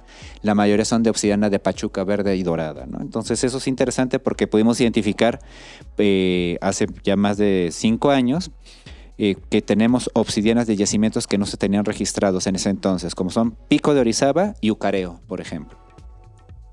Entonces ahorita vamos a sacar también la pieza de Ucareo, por ejemplo, pero esos son los datos que, combinando la procedencia con la manufactura, nos permiten un poco entender eso, es por qué cambia o se mantiene cierto tipo de tecnología en los materiales, ¿no? Y aquí, por ejemplo, vamos a ver, los rayones no son tan claros, pero vamos a ver, por ejemplo, su perforación, ¿no? Ahí podemos ver, ¿no? Justamente esos pocos círculos concéntricos que se ven en la pieza, ahorita la voy a mover un poquito, se debe a que fue hecho con un buril sólido. En este caso, con los estudios que hemos hecho, sabemos que fue de pedernal, ¿no? Ahorita lo voy a enfocar más. Ahí está. Entonces, esos círculos concéntricos que tiene la pieza, justamente sabemos que los hace un buril sólido, ¿no? Vamos a mostrar ahorita, cuando decíamos lo de los acabados o las superficies desgastadas con abrasivos, vamos a poner el experimento. Y vamos a anotar nuevamente. Voy a enfocar porque ahí está. Recuerden que se veía esa textura rugosa. Obviamente este es sobre otro tipo, con otro tipo de abrasivo, pero los abrasivos generan este tipo de texturas, ¿no? Que vimos en el anáhuatl en la parte posterior. Entonces, eso es lo que podemos saber con microscopía óptica, cuándo tienen abrasivos o no tienen abrasivos.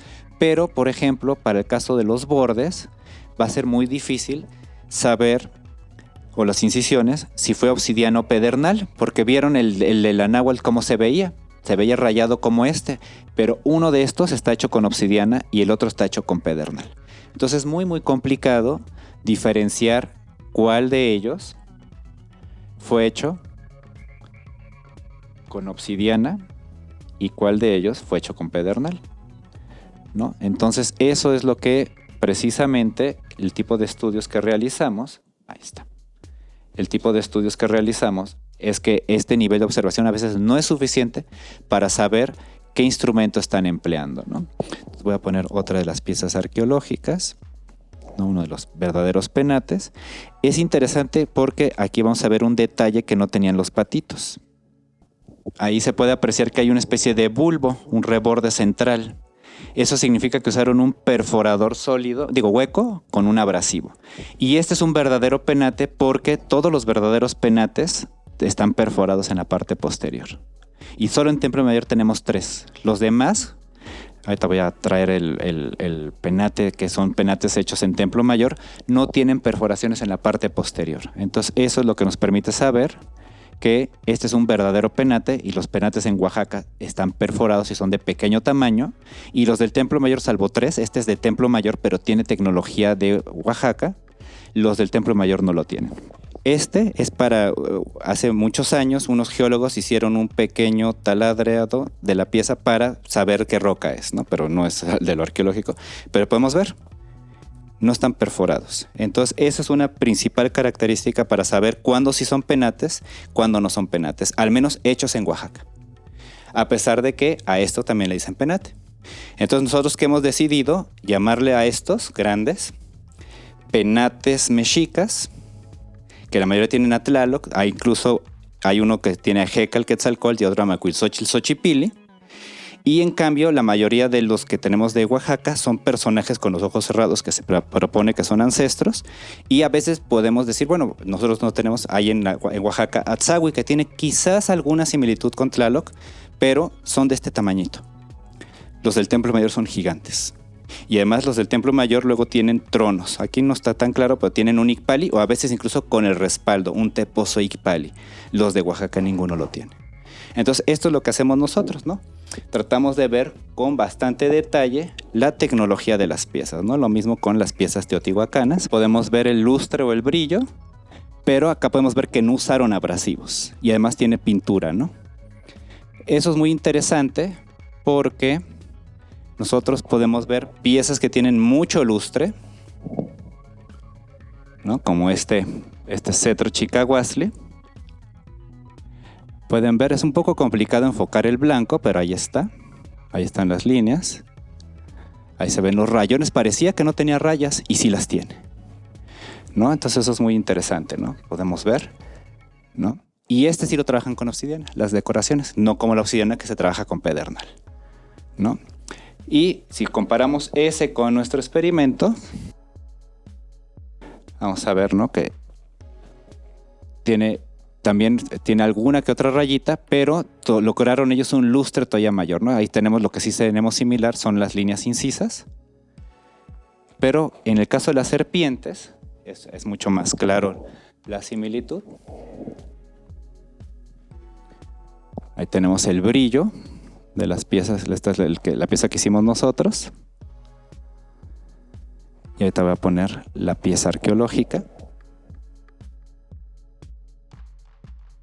Podemos ver, ¿no? Que tienen obviamente las piezas prehispánicas tienen todavía más brillo, pues requirió mayor tiempo de aplicarles la piel, pero en general tienen un brillo bastante similar, ¿no? Entonces, eso es algo que nosotros hacemos con muchos de los objetos. Después de esta muestra tan extensiva de algunas de las técnicas, que pues solo es una muestra superficial de todo lo que hacen, porque pues también se complementa con otro tipo de análisis, como nos dijiste, de pues de identificación del yacimiento, que quiere decir que manden una muestra al laboratorio, identifican su composición química y otras cosas, pues podemos darnos cuenta que efectivamente son análisis sumamente completos, ¿no?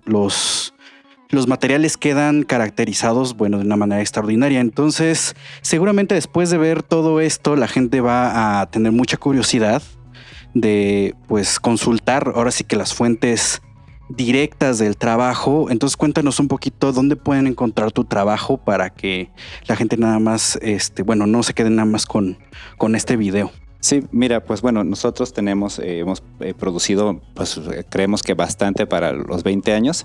La última publicación que tenemos es que es el libro de mi proyecto justamente, que es la lapidaria del Templo Mayor, estilos y tradiciones tecnológicas, que fue distinguida en los premios SINA en la categoría de mejor investigación de arqueología el año pasado, y que justo ahí pongo alrededor de casi 10,000 piezas con esta metodología de las ofrendas del Templo Mayor, ¿no? Entonces, bastante bueno, es para quienes quieran tener como lo más actualizado de lo que se ha hecho en las casi 10,000 piezas que vimos con los principales estilos tecnológicos que se han planteado en el Templo Mayor, pero tenemos también versiones, digamos, más para el público en general, como los 2 folletos de divulgación, que es el de Tlazótl, que son los estilos en el Templo Mayor, y Tlatecayo, los artistas de las piedras preciosas. Uno es como la versión de la exposición temporal que tuvimos hace un par de años sobre justamente los artesanos lapidarios en el mundo náhuatl, y el otro, digamos, que es como un resumen del libro que en color morado que les mostré, ¿no? Entonces, digamos que esta es la versión light, pequeñita, del libro que vieron hace poco. Y tenemos también un libro mucho más, digamos, de carácter científico, a todo color, que salió con el primer proyecto de ciencia básica que ha tenido Templo Mayor, que fue justamente aplicar técnicas novedosas de procedencia y el RTI, por ejemplo, a los materiales lapidarios, que fue esta publicación a todo color que sacamos hace ya como 4 años, en tiempos de COVID, entonces fue difícil, pero lo logramos. Sobre estudios recientes en la lapidaria del Templo Mayor, nuevas miradas desde la arqueometría y el estilo, y donde ponemos justamente nuevos yacimientos de obsidiana, nuevas reliquias como el jade azul olmeca, piezas de estilo maya en la colección que no se habían reportado antes. Y tenemos que desafortunadamente ya está agotado. Es uno de los libros más bonitos que hemos hecho, que es el catálogo de la exposición, la primera exposición que yo pude curar, la más grande también hasta el momento, de lapidaria, que es piedras de fuego y agua, turquesas y jades entre los nahuas, pero para quien tenga interés, muchas de las publicaciones que son de artículos, capítulos y otras cosas, y el libro, el último que publiqué, lo pueden ver en mis páginas de Academia o ResearchGate. Ahí tengo lo que no tiene problemas de subir en derechos de autor o está en Open Access, esos los tenemos ahí subidos, ¿no? Entonces pueden consultarnos eso. Pues es muchísimo trabajo, Emiliano, y sin duda podemos darnos cuenta que es un trabajo muy reciente y sumamente documentado. Entonces, para cerrar este programazo, porque la verdad es que quedamos totalmente impresionados, es la pregunta que siempre hacemos en este podcast es, no solamente nos concentramos en los elementos del pasado, ¿no? Porque a eso nos dedicamos al final, que es analizar un poco pues esta situación de las sociedades antiguas, algunas desaparecidas, otras con una tradición continua, pero también pensar en el futuro. Esto quiere decir que hacia dónde va este tipo de análisis, es decir, en tus palabras, ¿cuál sería el futuro de los análisis tecnológicos en la arqueología mexicana?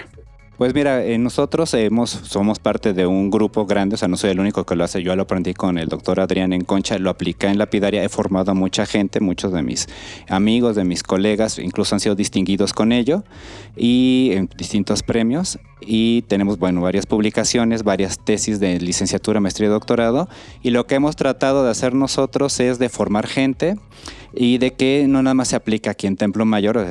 Si te habrás dado cuenta, hemos analizado de muchos lugares, no nada más yo, incluso fuera hemos exportado esta manera de hacer los estudios a Estados Unidos, a Guatemala, a Costa Rica, Panamá, Ecuador, Perú, y también incluso colaboraciones con museos de Estados Unidos, de Canadá y de varios países de Europa, ¿no? Entonces eso es algo que, digamos, hecho en México, hemos tratado, hemos comparado los estudios que hacemos con gente de otros países, y sin embargo, a pesar de no tener toda la infraestructura de ellos, lo que tenemos de ventaja es la gran base de datos de materiales pétreos y de los experimentos, y eso es lo que nos da pues la pauta de seguir vigentes y que podemos formar a la gente, no nada más de México, sino de otros países, en hacer estos estudios tecnológicos de vanguardia.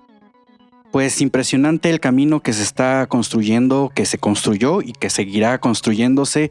Emiliano, nuevamente muchísimas gracias por recibirnos en esta conversación y mostrarnos pues todas estas cosas que están haciendo. La verdad es muy importante que sigamos y no le perdamos la vista. Son materiales muy interesantes y además, bueno, pues nos hablan de muchas cosas de las sociedades y particularmente que estamos ahorita en el Museo de Templo Mayor, pues que de ahí viene un poco la línea de trabajo. Pero bueno, lamentablemente no podemos seguir platicando aquí de piedras, nos podremos tardar otras 4 horas, pero pues ya saben dónde conseguir los libros de Emiliano Melgar y de su equipo de trabajo, y pues seguramente ustedes tendrán pues esta curiosidad de seguir leyendo y también estar al pendiente de otras conferencias, libros que se producirán a futuro. Pero pues también les decimos aquí en Libreta Negra MX, si les gustó este video y esta entrevista del podcast La Hoja Suelta, pues compartan este video, dejen su like y por supuesto no se les olvide que cultivamos memorias. Nos vemos en otro programa con otro gran tema y hasta luego. Hasta luego, muchas gracias. Buenos días, buenas tardes y buenas noches, por si no nos vemos. Seguimos cultivando memorias en La Hoja Suelta. No olviden compartir este podcast para generar más conversaciones. Deja un comentario o like para conectar contigo. Califícanos en esta plataforma. La Hoja Suelta es una producción de Libreta Negra MX, Wendy Osorio y Omar Espinosa. Síguenos en redes sociales. Cultivamos memorias.